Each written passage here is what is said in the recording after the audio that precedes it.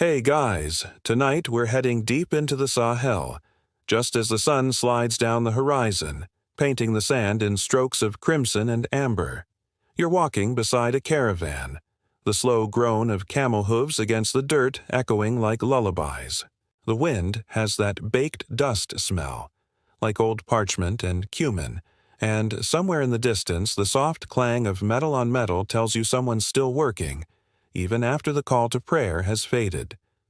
A child runs by barefoot, chasing a goat that clearly does not want to be chased. You duck into an arched doorway, low enough that even someone under 6 feet has to bow their head, and suddenly you are surrounded by something magical. Scrolls. Scrolls on shelves, scrolls in crates, scrolls laid out like sleeping cats across tables. Welcome to Timbuktu, 14th century. You've just entered one of the most important centers of scholarship in medieval West Africa, and also, weirdly, one of the sleepiest. Not because it's boring, but because there's something so soothing about watching a world unfold where the most powerful tools aren't swords or spears, but folded letters. So, before you get comfortable, take a moment to like the video and subscribe, but only if you genuinely enjoy what I do here. And hey, post your city and local time in the comments so we can all fall asleep together across continents. Now, dim the lights, maybe turn on a fan for that soft background hum, and let's ease into tonight's journey together. You're offered a cup of something thick and sweet, probably date juice. The scribe beside you doesn't look up as he says, "Sit, watch." His fingers are ink-stained, his robes are embroidered with sand. On the low desk in front of him, a single piece of parchment glows amber under the flickering oil lamp. He folds it twice, then once more, then slides it into a pouch made of tanned hide. You have no idea what it says, but it feels like you just watched something sacred happen. In medieval Mali, writing wasn't just communication, it was status, it was science, it was survival. The empire of Mali, stretching across the Sahel, was a crossroads of trade and thought. Gold caravans came in, salt slabs went out, and in between, all along the dusty arteries of this empire, letters flowed. Hundreds, thousands, and they weren't just slapped into whatever container was nearby. Nope. These were letters with manners. You sit cross-legged on a mat where a young apprentice is showing you how to handle parchment. Don't lick your fingers, he warns. You're not reading grapes, which is fair, because most of these texts are made from sheepskin or a heavy fibrous paper imported from the Maghreb. They crackle when you fold them. They smell faintly of oil and smoke, and they're filled with everything. Poetry, trade agreements, star charts, love notes, insults so politely written you almost miss them. And they're folded. Always folded. The art of folding letters in medieval Mali wasn't some dainty afterthought, it was the whole point. A letter's fold protected it from sand, from sweat, from the wandering eyes of a curious innkeeper, and sometimes the way it was folded told the recipient how important, or dangerous, it was. Take a look around. This is the heart of Timbuktu's Sanhaja quarter. Somewhere out there between crumbling mud brick walls and shade-giving acacia trees, students are reciting lines from Ibn Khaldun or translating the Quran into Songhai dialects. But here in this little archive, it's all about folding. You pick up a document and gently unfold it. Careful, because some of these pages are older than Shakespeare and might actually turn to powder if you sneeze too hard. This one's simple. A single sheet, creased once vertically, then folded twice into itself. Tucked shut with a string loop, maybe a merchant's letter, updating someone on a shipment of salt and millet. Another letter nearby? It's a masterpiece. Tiny, folded into a triangular shape with a wax seal at the point. Looks more like an envelope from Hogwarts than anything medieval. But here's the kicker. It's not the same shape everywhere. In one region, triangular folds meant private. In another, they signaled urgency. Historians still argue whether fold shapes followed religious tradition or trade convention. And yes, someone once presented a PhD dissertation on it. A kid pokes his head through the doorway. "You comin'?" he asks. The moon's rising, and somewhere out near the caravanserai, music's starting. You shake your head. Not yet. You're still watching an old man try to fold a message for the imam using one hand, while the other holds a date he's halfway through eating. His letter ends up smudged. His dignity? Slightly bruised. You smile. Fun fact, some letters were deliberately folded to be worn, not sent. You'd tuck them into a pouch and hang them around your neck. Scholars have found 14th century Malian manuscripts still creased in perfect squares, clearly designed for this. They weren't always letters either. Sometimes they were Quranic verses, astrological diagrams, or protective spells. It's the medieval equivalent of screenshotting a tweet and making it your phone wallpaper. Except, made of goat. Outside, the wind picks up. A scrap of parchment flutters past your foot. You stoop to pick it up, and it's blank. Maybe someone's draft, or maybe a prayer that was never finished. You fold it the way you saw the old man do. It doesn't look right. Your creases are crooked.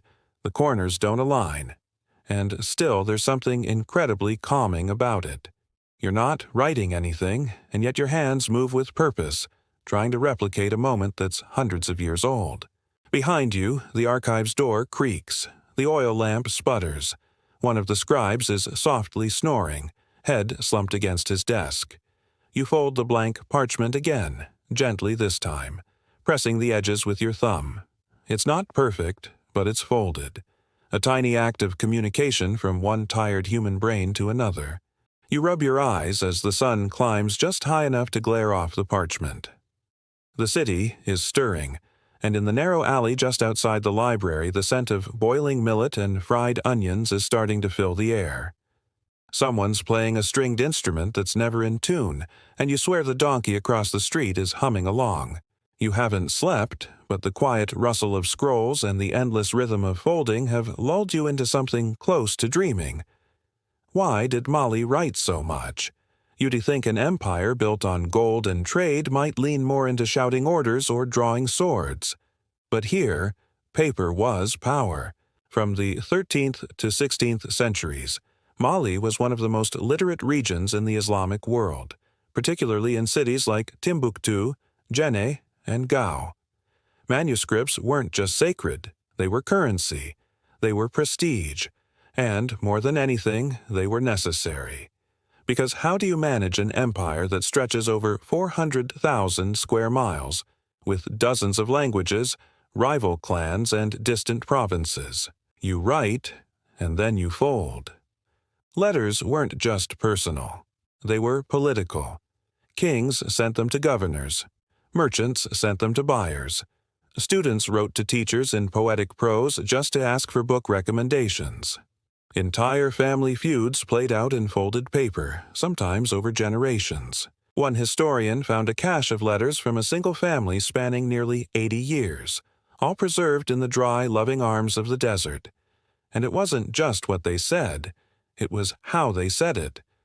Arabic was the dominant script, sure, but these weren't cold, bureaucratic notes. The Malian style was lyrical. You'd start a letter to a business partner with something like, "May the winds carry your soul gently as the river bends in mercy," which, if you think about it, makes just confirming the salt delivery sound pretty elegant. You're now watching two scribes argue over the salutation of a letter. One insists it needs the full basmala, the traditional Islamic opening, while the other says that S overkill for a tax notice. They're both sipping tea that's been steeping since last night. Neither of them blinks. And the paper? It wasn't easy to come by. Mali imported high-quality paper from Morocco and even Andalusia. It was expensive, precious, and used with precision. No space wasted. Margins were for cowards. That's why folding mattered so much. You couldn't just crumple a letter and hope it stayed shut. Fold it right, and you protected the text from smudging, sandstorms, and sweaty hands. Fold it wrong, and the message might be unreadable by the time it reached its destination, assuming it made it at all. Historians still argue whether paper was taxed at a higher rate than salt. Some say yes, pointing to regional trade tariffs. Others insist that it depended on the content of the document itself. Either way, folding wasn't optional. It was insurance.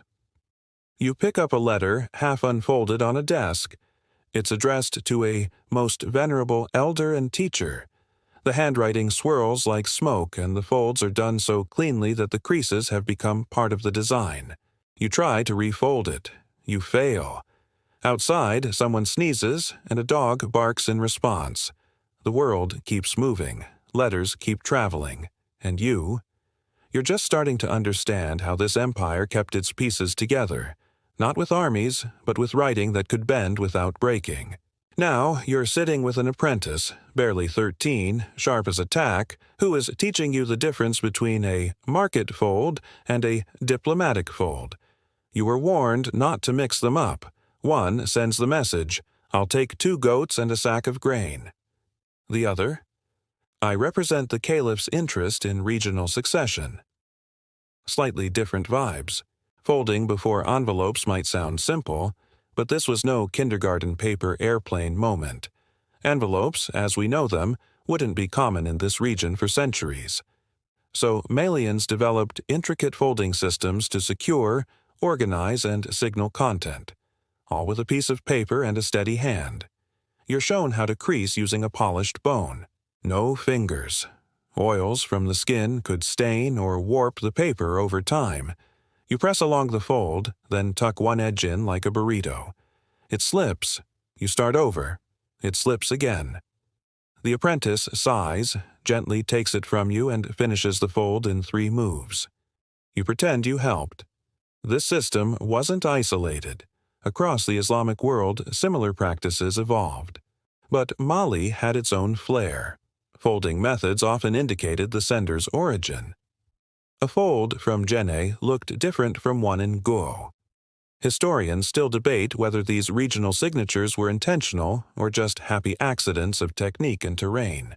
There were dozens of styles, trifolds, accordion folds, even spiraled rolls that tucked into themselves like cinnamon buns. Each served a purpose. A letter to a scholar, carefully folded, sealed with starch paste. A message to your cousin about borrowing a horse. Quick, loose folds you could unfold with one hand while steering. And then there were the folds meant to deceive, a technique known locally as the snake S path, a series of diagonal creases and reverse folds that made opening the letter without tearing it nearly impossible. Perfect for secrets, or, according to one scholar, for people who were extremely paranoid and also had excellent hand strength. You wonder aloud, did people ever fold things just to show off? The apprentice nods. Oh yes, there was folding theater, letters designed less for delivery and more for impact. One legendary scribe allegedly folded a single poem into a star shape with 16 creases, then lit the edges on fire before delivering it to a rival poet. Drama queens existed even in the 14th century. A side note, some folds were used as storage. Think origami meets pockets. Merchants often folded account sheets so that smaller notes, receipts, or even gold dust could be tucked inside. Historians once found a folded contract from a salt trader with 5 tiny folded inserts, each a record of payment, each signed with a different ink. You try folding again. It's ugly. It looks like a crumpled bird. But the apprentice claps politely. You grin. Paper doesn't lie, but it forgives, just a little. You're holding something that looks like a papery tail. The letter you just picked up unfurls in one smooth motion, like a scroll pretending to be a lizard. The seal on the end is still slightly sticky, and the entire thing smells faintly of cinnamon. Apparently, that was intentional. Folds in medieval Mali weren't just about security, they were expressive. Letters had personality, and sometimes they flirted. You re-watching a scribe fold a letter with the kind of precision that suggests he is either deeply in love or deeply bored. Maybe both. Each fold is slow, deliberate, and ends with a gentle press of the thumb. This one is for a poet's daughter, and the shape, an elongated diamond with a single curled edge, is one of those suggestive formats that whispers instead of shouts. "You don't fold like this unless you want the reader to blush," someone mutters from the corner. Folds could hide more than words. Some were designed to reveal things slowly. A romantic letter might begin with a greeting on the outside, and each fold you opened would bring you deeper into the message, like emotional peeling. First the hello, then a compliment, then a poem, then finally, buried deep inside, the actual confession. Scholars call it layered sentiment, and they still argue whether it was common practice or just something hopeless romantics invented to sound smarter. Of course, not all tails wagged with love. Some were practical. A fold with a long tail could be tugged from a satchel quickly, even while riding. Others were meant for handing off discreetly. You could grip the tail, flick it into someone's hand, and vanish into a crowd like a letter ninja. And then there's the tail fold you should never copy, the cobra. It involved rolling the end into a tight coil and was apparently a way of saying, "This is a threat, and I am not subtle." It shows up in some 15th century legal documents related to land disputes, usually accompanied by lots of exclamation points in very tiny handwriting. You test one yourself. A simple three-fold with a tapered end. It flaps like a tongue when you shake it. You wonder if this is what they meant. Just then, a much older scribe lifts his eyes and says, "Your fold has no teeth." You blink. Should it? He shrugs. Depends who you're writing to. You're riding under a sky so wide it makes you feel like a postage stamp. The stars have arrived, cold and glittering, and the caravan you're with moves like a tired snake through the dunes. Somewhere ahead, a guide sings quietly to the camels. Behind you, someone sneezes into a scarf, and another rider mutters a curse about scorpions. Welcome to the great Malian postal system, or at least the dusty part of it. Letter delivery here wasn't done by uniformed workers in tidy trucks. It was done by traders, scholars, and nomadic couriers who knew the desert better than their own faces. And, sometimes, by people who really had no business carrying mail. You glance down at the pouch tucked into your sash.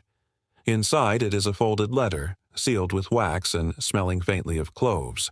It's addressed to a religious leader in Jenne, and the man who gave it to you warned, "Keep it dry, and away from goats." This leg of the journey, not particularly peaceful.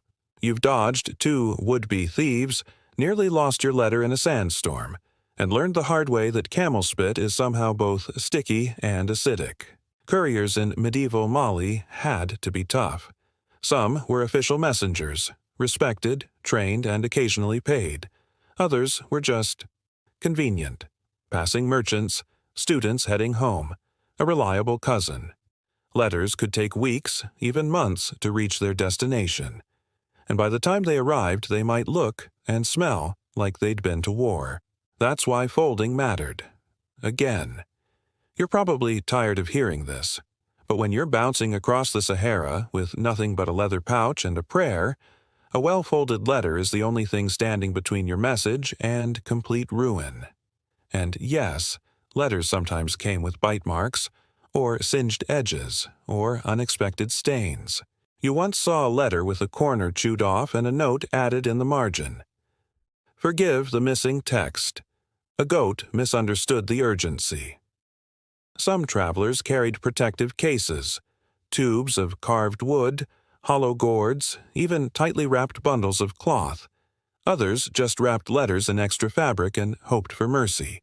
Still, the system worked. Letters flowed, news traveled. A king in Niani could issue an order, and, eventually, it would reach the outer provinces. You once heard a story of a marriage proposal that traveled 600 miles and arrived 4 months late. The recipient said yes anyway. The groom had died, but still, a yes. You adjust your saddle blanket. The horizon's glowing. Dawn is near. You're tired, but the letter in your pouch is intact, folded, whole. It's not fast, but it's magic. You wake to the slow scrape of a reed pen against parchment. Ink pools in tiny divots along the surface, like night sky puddles captured on dried skin. The scribe across from you sighs, wipes his brow with his sleeve, and dips his pen again. It's barely dawn, but in medieval Mali, scribes are early risers, not because inspiration strikes with the sun, but because the ink gets sticky by noon. The ink? It's not your store-bought black cartridge. Oh no, this stuff is alchemy in a gourd, made from crushed gallnuts, soot, tree resin, sometimes even fermented millet. One guy swore by adding camel urine. Another used indigo dye with a pinch of dried locust wings, for texture, he claimed. Historians still argue whether that was a literary flourish or a prank on future researchers. You lean over a basin and sniff. Bad idea. The fumes are somewhere between nail polish remover and wet lizard. Don't breathe too deep, a young apprentice warns you, or the words might write themselves. You're not sure if that's superstition or a warning. Honestly, it could be both. Every manuscript page here, every folded letter, starts with this messy little ritual. Ink mixed by hand, with ingredients that shift from village to village, scribe to scribe. Some formulas are jealously guarded, passed down like family heirlooms. Others were so potent, they left permanent stains on stone walls where ink was prepped. But it's not just about chemistry. Writing, in this world, has a spiritual rhythm. Many scribes recite a verse or prayer before they begin. Others draw tiny symbols in the margins, inked whispers meant to protect the message or bring clarity to the reader. You spot one letter that's folded into a triangle, sealed with wax, and marked with what looks like a tiny fish, you ask. The apprentice shrugs. For blessings or bait, depends on who's reading. Weird, yes, but not uncommon. In the 14th century, belief and bureaucracy were not mutually exclusive. You could be writing a love letter and still slip in a protective charm, or drafting a land deed with a sidebar that says, "Also, please ward off evil spirits." A merchant stomps in from the street, slapping dust off his sandals. "Need 4 letters," he grumbles, dropping a pouch of cowries on the table. One letter to a cousin in Jenne about a missing shipment of cola nuts. Another to a cousin's cousin in Gao, asking for clarification on camel rental terms. The third? A thank you note to a religious teacher. And the last, well, you watch a sly grin spread across his face. "Make it poetic," he says, and the scribes all groan. Because now it's not just ink and parchment, it's artistry. The folds have to be neat, the lines have to line up. The edges of the letter, once sealed, must appear unbroken, elegant, sacred. You fold and refold, squinting at how the others do it. Fold bottom to top, then left, then right, so the seal lies centered. Or top down, right to left, for political letters. No, that's for religious ones. Or was it marriage proposals? Honestly, the rules are slipperier than a greased goat. Still, you notice something else happening. With every fold, every brushstroke, there's care. There's slowness. The writing here isn't rushed, it's ritualized. Writing is expensive. Ink costs. Parchment costs more. A folded letter might be the only one a person sends all year, or their last. That weight lingers. A fringe detail. Some scribes used ink made with powdered gold, real gold, a tiny pinch mixed with gum and water. It shimmered on the page like dried sunlight. Those letters were reserved for royals or the very rich. You imagine slipping one into a pouch, tucking it in your robes, hoping it reaches its reader without being stolen en route. And about that route, more on that later. But first, one last secret.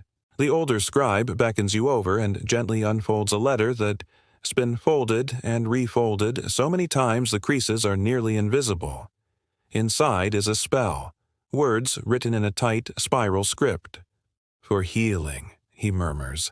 "If the ink runs, the magic leaks." You nod, not entirely sure if you believe him, but still, You handle the letter as if it were glass. You feel the weight of the folded letter in your hand, not just as a piece of paper but as a vessel of hidden power. This is no ordinary correspondence. It's said to hold curses or blessings, depending on who folded it and how tightly. In medieval Mali, some letters weren't merely messages, they were talismans, potent enough to influence reality, or so the legends go. You unfold a letter carefully, noting the complex folds that crisscross like an intricate maze.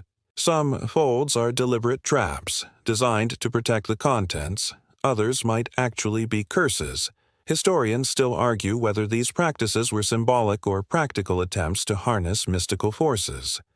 There are accounts of letters folded into knot-like shapes believed to contain spells of protection or even revenge. Imagine that. Your mail could be a curse waiting to be unleashed on the unsuspecting recipient. The idea that folded paper could hold supernatural power isn't unique to Mali. Across many cultures, written words and the way they're presented were deeply intertwined with spirituality.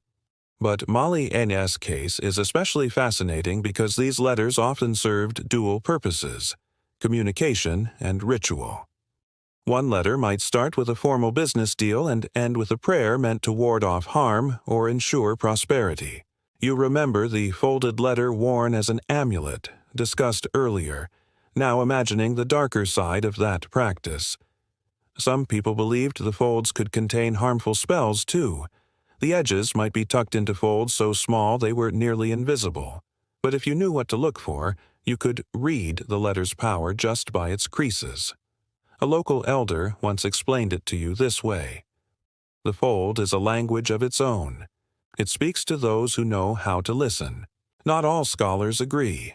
Some think the stories are just folklore, or that they've been exaggerated over time to add drama to otherwise mundane letters.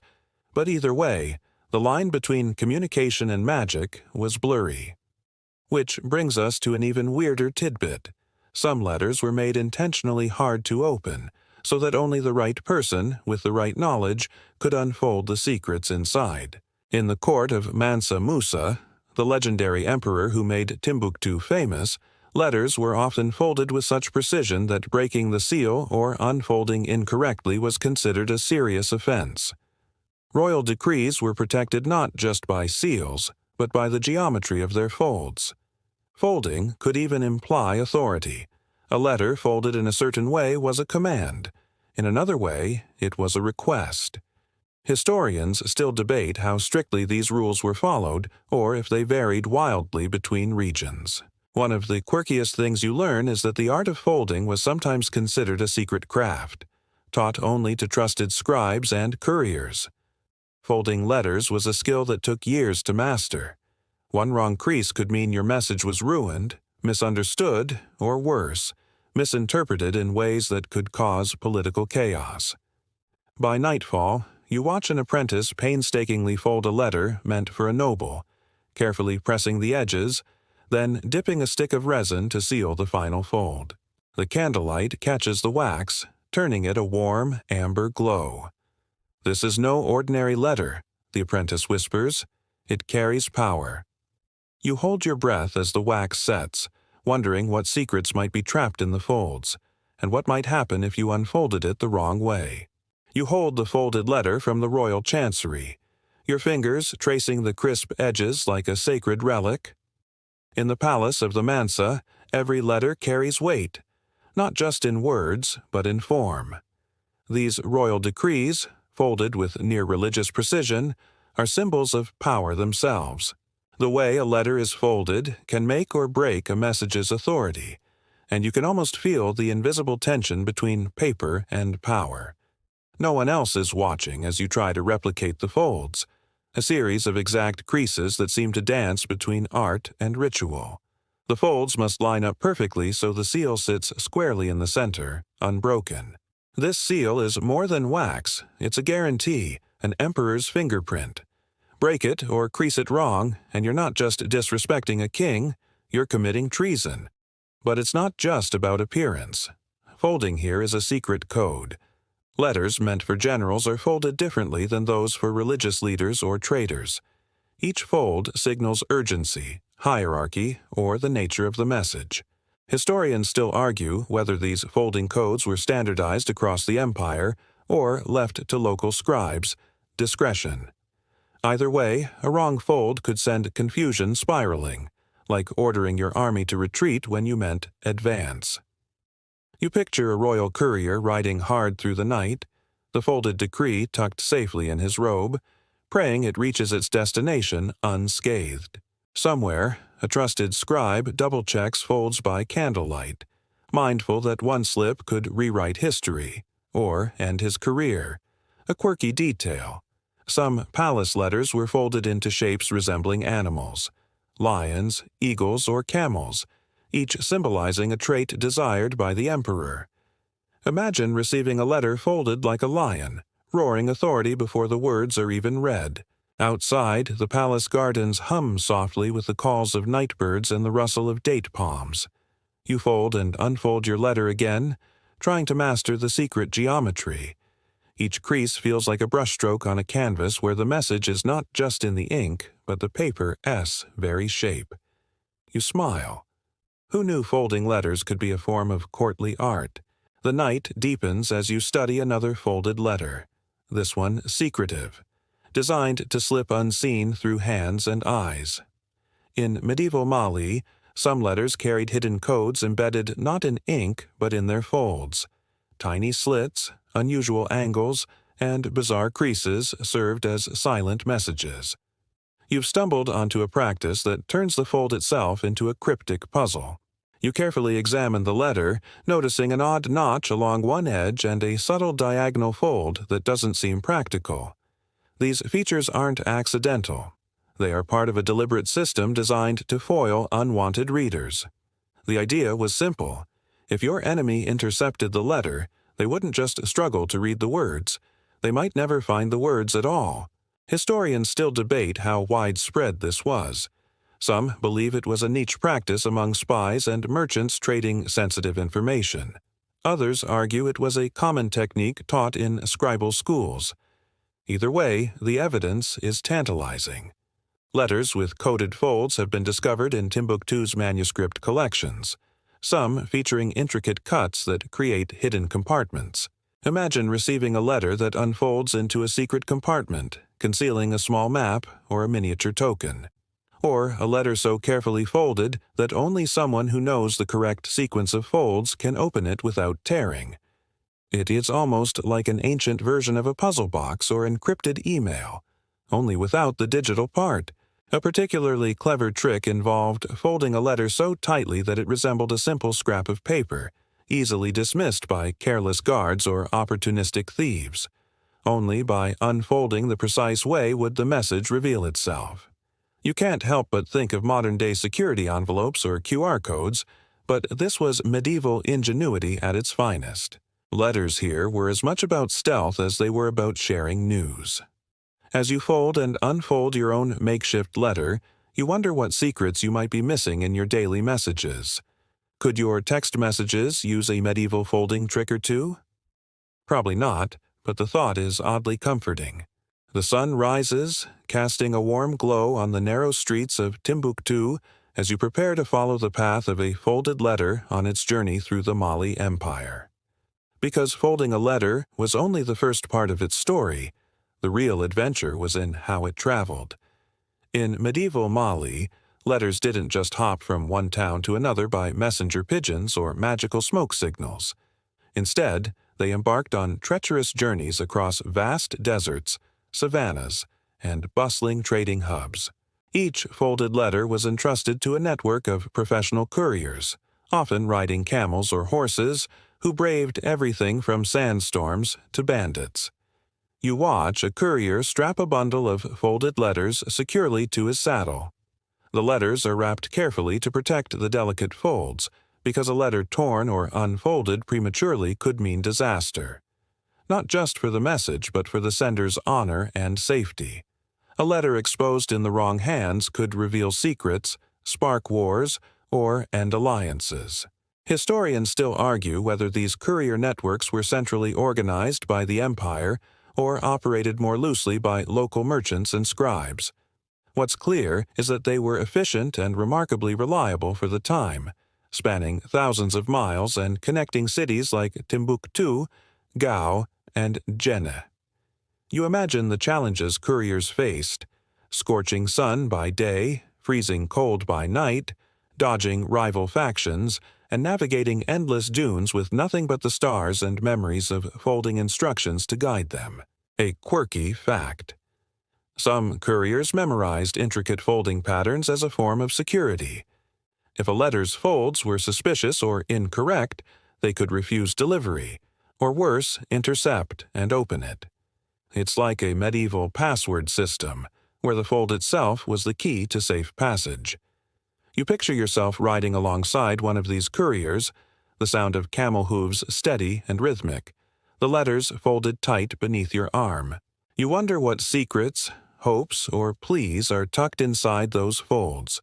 Messages from merchants pleading for payment, scholars sharing knowledge, lovers exchanging whispered promises.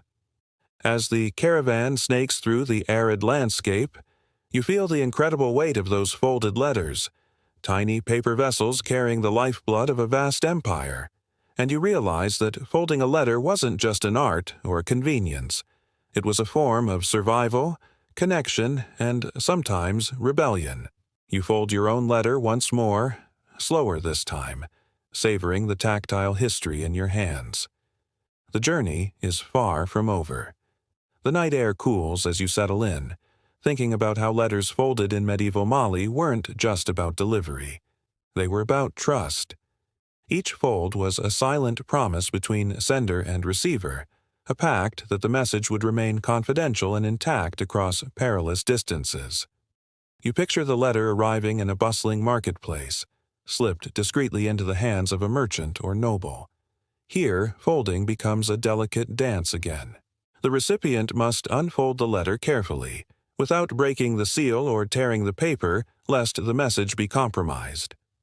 This act was almost ceremonial, a moment of reverence before the contents were revealed. Historians still argue how much training people had to open letters properly. Some scholars think that knowledge of folding codes and proper unfolding rituals was limited to the elite and scribes, while others believe ordinary people learned the craft out of necessity. You watch someone unfold a letter, the creases opening up like the petals of a rare flower.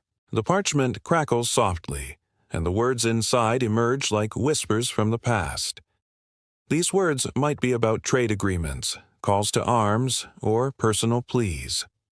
In Mali's trading cities, letters often carried news of market conditions, rare goods like gold dust or salt, or warnings about rival caravans. A quirky but fascinating detail emerges. Some letters came with folding annotations, tiny marks or symbols indicating how to open or refold the letter for storage. This suggests a literacy of folds, a language beyond writing. These marks helped prevent mistakes that could cause offense or misunderstandings. And then there's the sealed letter's scent, a blend of ink, resin, and sometimes spices like cloves or cinnamon, added to signify importance or friendship. Imagine receiving a letter that smells like an exotic market stall, a sensory clue as meaningful as the text itself. As you fold and unfold your own mock letter, you realize these folded messages were more than communication. They were extensions of social bonds, carriers of trust and respect across a vast and complex empire. The act of folding was an unspoken ritual that linked sender and receiver, binding them with a silent understanding. Your fingers linger on the folds, feeling a connection to a world where every crease mattered, and every letter was a small miracle of human ingenuity and trust. The air grows quieter now, as if the very shadows around you lean in to listen. You begin to realize that folded letters in medieval Mali were not just practical tools. They were expressions of culture, identity, and even resistance. You think about how, in times of conflict or unrest, folding patterns could serve as secret signals between allies. Letters might be folded to mimic certain shapes or carry subtle marks recognizable only to trusted groups. This was folding as coded communication, a kind of analog encryption long before computers existed. Historians still argue how widespread this was. Some say only a handful of elite scribes and couriers knew these codes, while others believe entire communities participated in this folding subculture. Either way, folded letters became vehicles of subtle rebellion and solidarity. One story you can get out of your mind is that of a poet and scribe named Ahmad al-Tijani, rumored to have folded letters so ingeniously that his folded messages disguised calls for uprising within the folds of mundane trade correspondence. The folds were his secret language, his way of outwitting powerful rulers who monitored letters closely. Another curious fact: in some communities, the very act of folding could be a performance, a demonstration of skill and knowledge. Masters of folding could command respect simply by how elegantly they prepared their letters, turning a mundane task into a public art form. Imagine a folding contest centuries ago, with crowds watching in hushed awe. You recall the incense-scented rooms of Timbuktu's learning centers, where scholars not only copied texts but debated the meanings of folds and creases. Was a fold just a fold, or a hidden message? The answer, of course, depends on who you ask. As you fold your letter one last time, you realize the art of folding letters in medieval Mali is more than a historical curiosity. It's a window into a world where communication was tactile, layered, and deeply human, where every crease told a story. As the night deepens, you find yourself reflecting on the journey of the folded letter through medieval Mali. How a simple sheet of parchment transforms into a vessel of history, culture, and human connection. Each fold carries weight, practical, symbolic, even mystical. The folded letter is a testament to an empire's ingenuity, resilience, and subtlety. You think about the scribes who mastered their craft, the couriers who braved deserts and bandits, and the recipients who unwrapped secrets with reverence and care. In their hands, letters were more than words. They were trust embodied in paper and ink, sealed with wax and folded with purpose. You recall how folding could be art, code, prayer, or protection. That tiny crease might mean the difference between safety and betrayal, understanding and confusion. Historians still argue about many details: how exactly fold signaled authority, or how widespread secret folding codes were. But the richness of these folded messages is undeniable.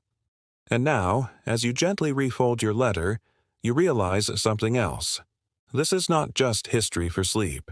It's a reminder of the human need to connect, to protect, and to share stories, even when faced with vast distances and uncertainty.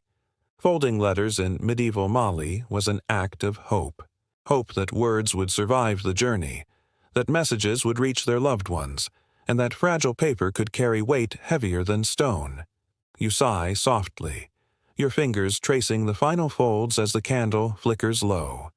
Outside, the desert whispers secrets to the night wind. Inside, your folded letter holds a world. You close your eyes, feeling the echo of those ancient folds settle deep in your mind, a gentle reminder that even the simplest actions can carry profound meaning. Now, as you settle into the quiet of your room, let your thoughts drift with the slow rhythm of folding paper.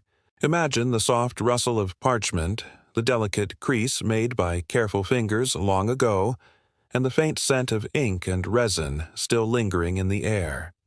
There is a peacefulness in knowing that across centuries and continents, people just like you took time to fold their thoughts, hopes, and fears into tiny parcels, trusting that those messages would reach the right hands.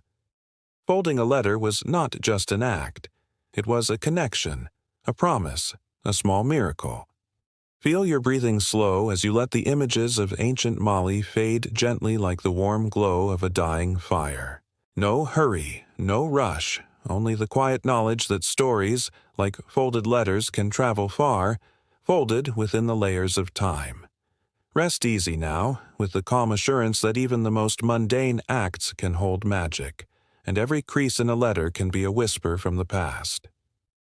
Good night.